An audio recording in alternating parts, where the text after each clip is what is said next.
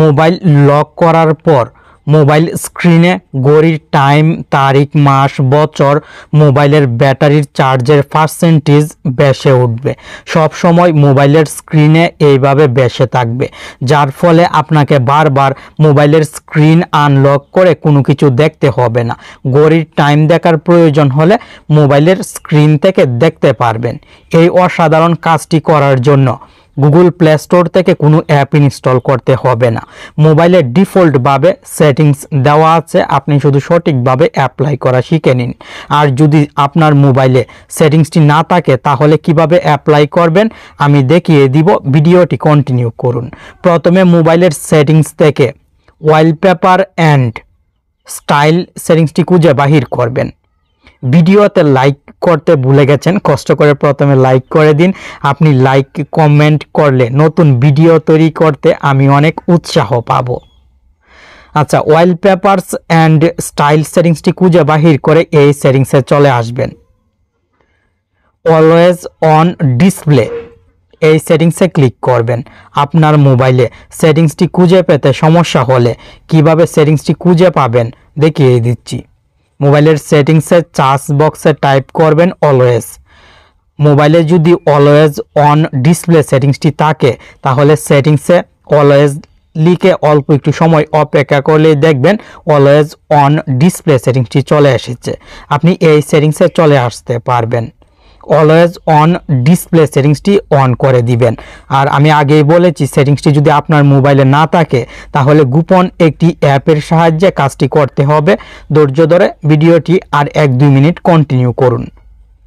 Always on display সেটিংসটি on করে দিব। আপনার মোবাইলে থাকলে অবশ্যই অন করে দিবেন। নিচে স্ক্রল ডাউন করে চলে আসবেন। সিস্টেমে এখানে পেয়ে যাবেন digital clock, analog clock. Analog ক্লকে যদি চাপ দেন তাহলে এখানে অনেক স্টাইলিস্ট ঘড়ি দেখতে পাবেন। এই যে দেখুন, আপনার কাছে যে ঘড়ি ভালো লাগবে সেই ঘড়িটি এখান থেকে সিলেক্ট করবেন। কালার চেঞ্জ করতে পারবেন। কালার চেঞ্জ করে অ্যাপ্লাই ক্লিক করে দিলেই অ্যাপ্লাই হয়ে যাবে। আবার যদি ডিজিটাল ক্লক সেট করতে চান তাহলে ডিজিটাল ক্লকে চাপ দিয়ে এখান থেকে যে কোনো একটি ডিজিটাল ক্লক সেট করবেন, মানে সিলেক্ট করবেন। কালার সিলেক্ট করবেন, আপনার ফেভারিট যে কোনো একটি কালার সিলেক্ট করে দিবেন। দেন নিচের দিক থেকে অ্যাপ্লাইয়ে চাপ দিবেন।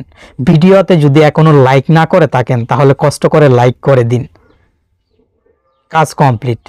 মোবাইলের স্ক্রিন লক করার পর এখন সব সময় মোবাইলের লক স্ক্রিনে ঘড়ির টাইম, তারিখ, মাস, বছর, ব্যাটারির চার্জের পার্সেন্টেজ এইভাবে ভেসে থাকবে, খুব সহজে দেখতে পারবো। আচ্ছা, এখন যাদের মোবাইলে এই সেটিংসটি দেওয়া হয়নি তারা কিভাবে অ্যাপ্লাই করবেন চলুন শিখি। প্লে স্টোর থেকে অলওয়েজ অন এমুলেট অ্যাপটি ইনস্টল করে নেবেন। লোগোটি দেখে সঠিক অ্যাপটি ইনস্টল করবেন, কারণ প্লে স্টোরে অনেক অ্যাপ আছে, সব অ্যাপ থেকে ভালো সার্ভিস পাওয়া যায় না। এই অ্যাপটি ইনস্টল করবেন, দেন ওপেন করবেন। এই বক্সে টিক মার্ক দিয়ে এই আইকনে চাপ দিবেন। 4টি সেটিংসে অ্যালাউ দিতে হবে। আপনি 4টি সেটিংসে অ্যালাউ দিয়ে দিবেন। অ্যালাউ নেওয়া চাপ দিয়ে প্রত্যেকটি সেটিংস অন করে দিবেন। আমি প্রত্যেকটি সেটিংস অন করে দিলাম। দেন এই আইকনে চাপ দিবেন। অ্যালাউ নেওয়া চাপ দিয়ে নোটিফিকেশান সেটিংসের পারমিশন দিয়ে অ্যালাউ দিয়ে দিবেন। ডিজিটাল ক্লক, অ্যানালগ ক্লক, এখানেও 2টি ক্যাটাগরি আছে। আপনার কাছে যে ক্যাটাগরির ঘড়ির স্টাইল ভালো লাগে সেই ক্যাটাগরি থেকে ঘড়ির স্টাইল সিলেক্ট করে দিবেন। আমি ডিজিটাল ক্লক ব্যবহার করব।